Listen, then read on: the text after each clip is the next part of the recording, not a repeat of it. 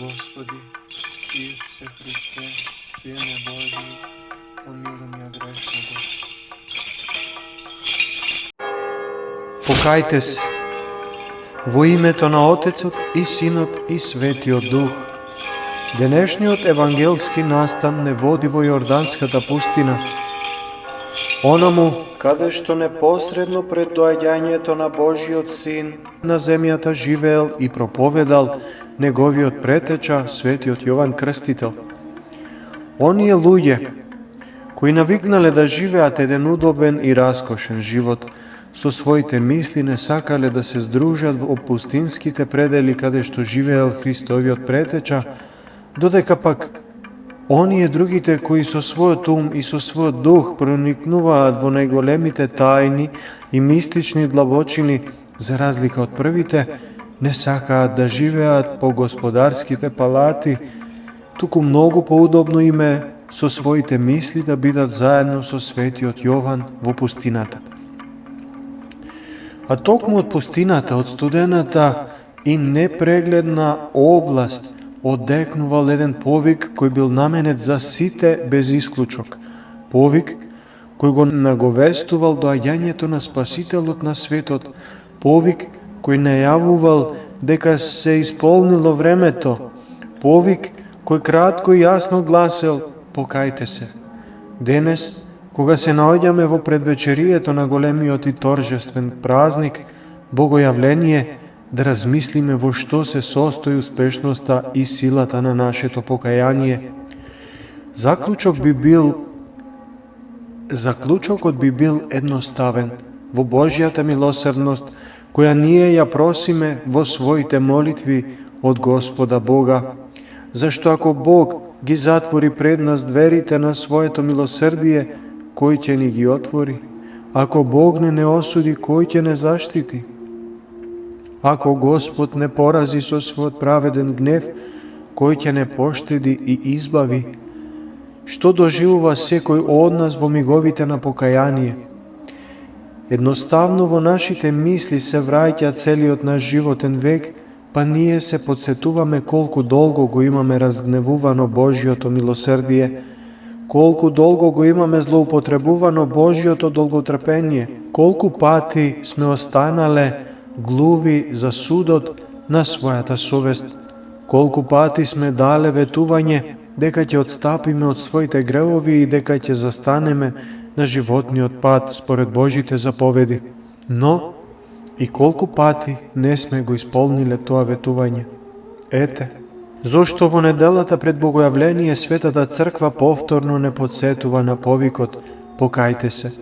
Доаѓа прекрасниот празник кога Света Тројца се јавува, па зарем можеме да бидеме подготвени да го пречекаме овој величенствен настан, а нашите срца да бидат закоравени и да не бидат допрени од громогласниот пустински повик: покајте се.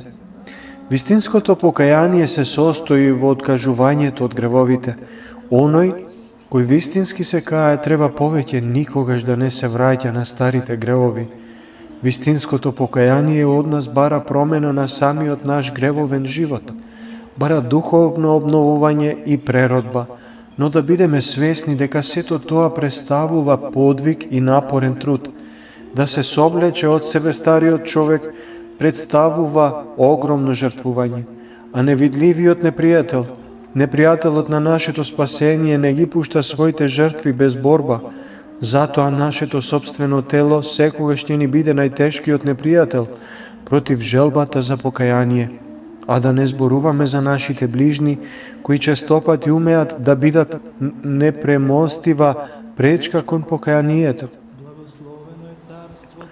Да се каеме, тоа значи да ги презреме своите гревови, односно самата помисла на грев треба во нас да поттикнува трепет, ужас и страф од она кое би го направиле, а кое е во спротивност со Божите заповеди. Затоа е потребно со сите духовни сили постојано да се бориме со своите гревовни навики. Ако еднаш сме го почувствувале горчливиот вкус од чашата на гревовниот отров, зарем имаме потреба повторно да се доближиме до неа, за повторно да го почувствуваме истиот вкус? Ако еднаш сме ја виделе длабоката гревовна бездна во која паѓа секој грешник, зарем имаме потреба повторно да се доближуваме до нејзиниот раб, каде што можеме само несигурно да чекориме? Зарем имаме потреба од товарање на тешкото гревовно бреме врз своите немоќни плеќи, ако еднаш веќе сме се растеретиле од претешката мачнина? Вистинското покаяние представува плачење за своите гревови. Пустинскиот повик "покајте се" не би имал никаква смисла, ако нашиот одговор не би бил проткаен со покајнички солзи. Многумина би рекле дека да се плаче и не е толку многу тешко. Би рекле и тоа дека не е тешко да се отргне од своите очи гревовниот сон и да признаеме дека сме грешници, но токму тука се јавува затапувањето на нашата совест, се појавува заспаноста која не дозволува да се сетиме на мноштвото своји гревови.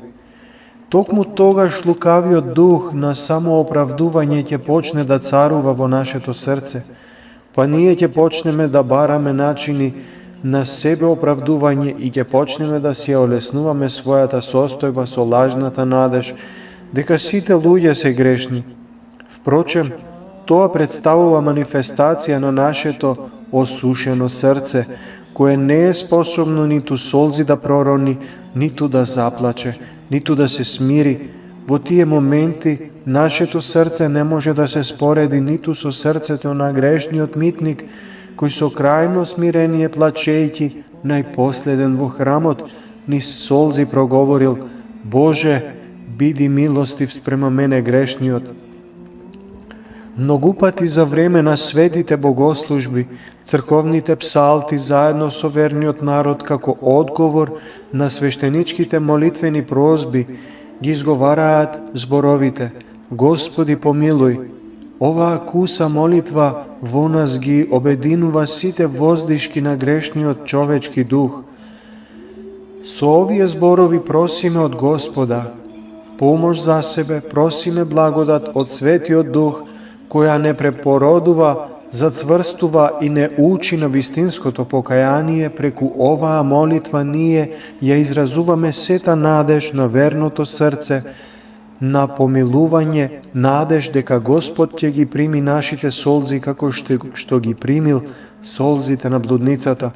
Во зборовите на оваа куса молитва ние ја вдопуваме сета наша вера во Спасителот Христос, кој е извор на љубовта, вера дека Небесниот Отец со својата љубов ќе ги покрие нашите согрешенија, па како што во параболата таткото го пресретнал својот блуден син, да веруваме дека и нашиот Небесен Отец ќе не пресретне со своите прегратки кои се преисполнети со љубов, да се покаеме за да не биде одземена од нас силата на Светиот Дух, да се покаеме за Бог да не обнови, очисти и да ги прероди нашите грешни срца, зашто сите ние имаме потреба од Божјата милосердност и помош.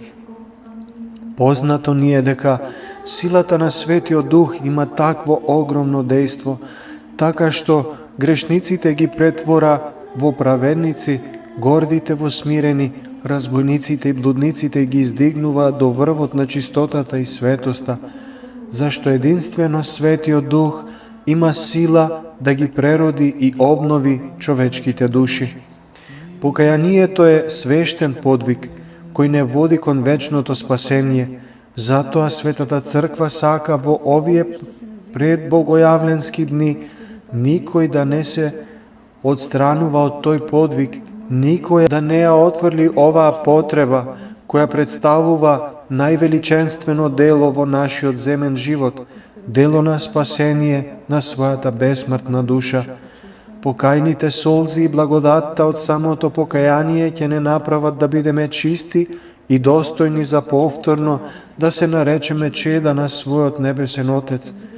Покајните солзи ќе и дадат мир на нашата душа и преку достојното причестување со светата причест за векови да се соединиме со нашиот пресладок Господ. Покајте се е нашиот животен повик Нема друг повик кој може толку близко да не доближи до Спасителот, да се покаеме зашто не е достојно за христијанинот да живее, а никогаш критички да не погледне во себе и во својата душа, да се повлечеме во духовна самотија и да не се плашиме од таквата осаменост, да се повлекуваме што почесто во себе, зашто ништо не е толку величенствено како умешноста да ги покориме своите слабости, да се повлекуваме почесто во себе, зашто да се говори сам со себе е почеток на секоја мудрост, да се повлекуваме во себе онака